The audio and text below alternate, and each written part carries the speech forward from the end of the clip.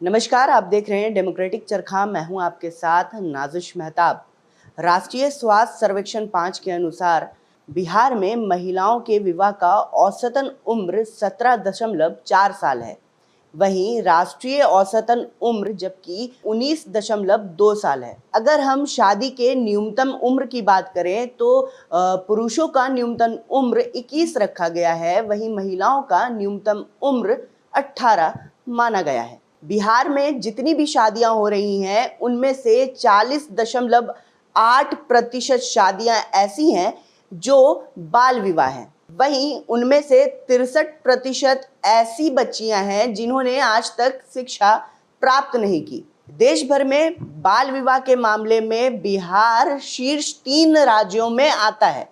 वहीं अगर बिहार की बात करें तो बिहार में लखीसराय और सुपौल सबसे सर्वाधिक जिलों में से एक है।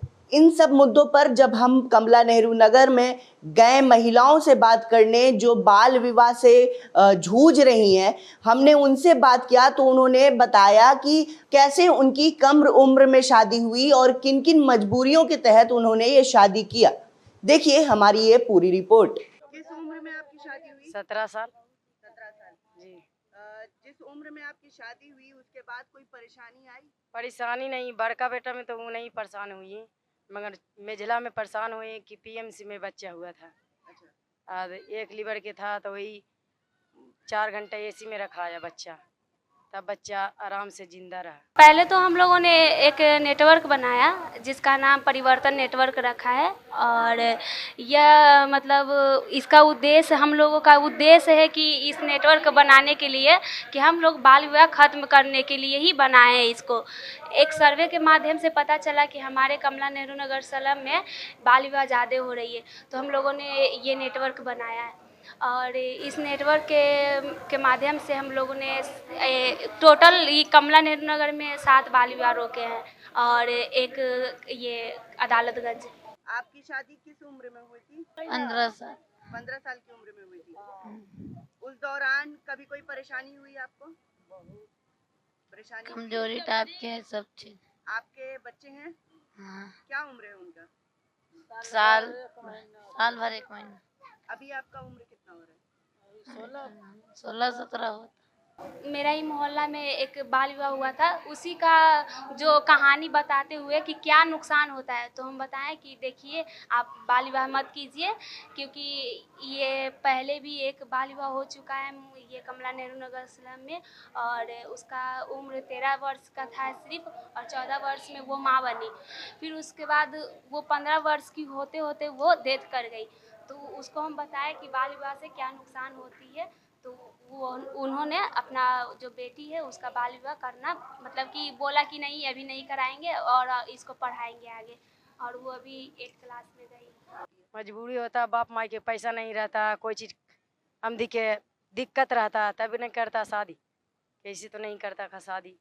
अभी भी लोग को जागरूक करना पड़ेगा, क्योंकि कुछ तो जागरूक हो चुकी हैं लेकिन अभी ज़रूरत है, क्योंकि यहाँ पे अगर हम लोग बहुत सारे लोग को पता है कि जो सेव द चिल्ड्रेन हैं वो शादी रुकवाने या फिर चाइल्ड मैरिज पे काम कर रही हैं, तो वो लोग क्या करते हैं ना कि यहाँ से उठकर अपने गांव चले जाते हैं शादी करने के लिए। कितना है कि मंदिर चेंज करवा लेते हैं, एड्रेस गलत और शादी कहीं और, एड्रेस कहीं का देते हैं, शादी कहीं और करते हैं।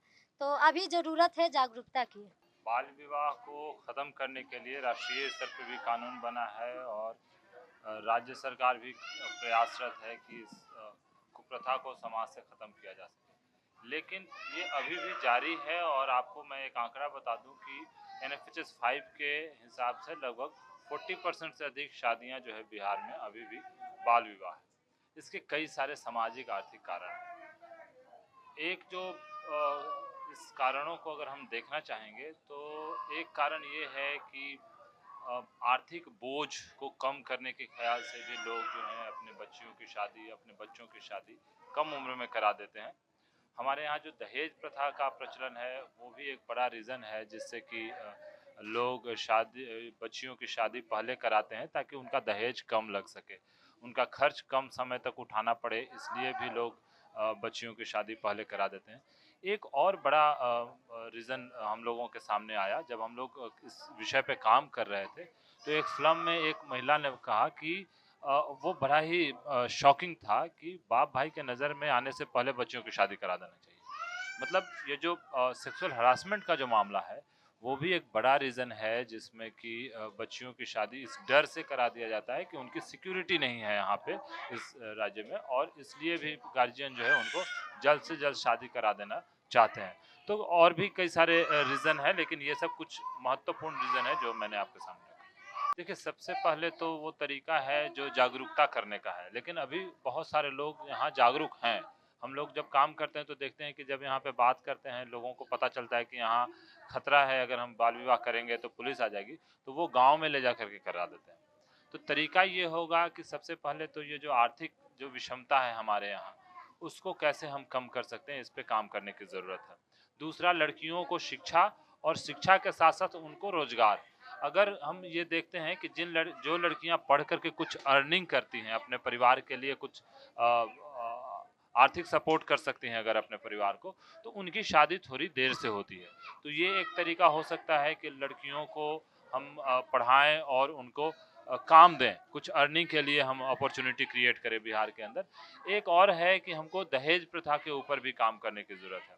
दहेज प्रथा का स्थिति ये है कि जब जितनी ज़्यादा उम्र होगी बच्चियों का और जितना ज़्यादा पढ़ी लिखी होंगी, उसके लिए उस तरह का लड़का ढूंढना पड़ेगा और जिसका दहेज ज़्यादा लगेगा।